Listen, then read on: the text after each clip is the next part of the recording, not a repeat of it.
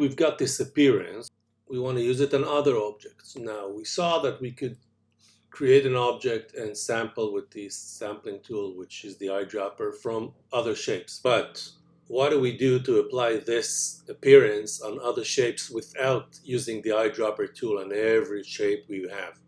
We're going to use the graphic style. Okay, the graphic styles is where we save our styles. It's per document, which means I'm selecting the object, clicking on new graphic style, and as you can see, the graphic style is now in this window. What does that mean? I'm creating other shapes. They're all basic, and when I click on graphic style, this is what we get. They're all under the same configuration.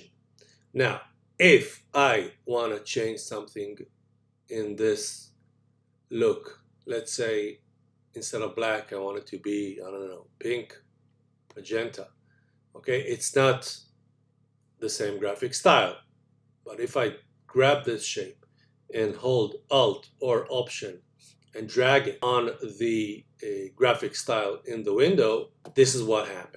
I just replaced old style with a new style, and everything that's got the same graphic style now changed.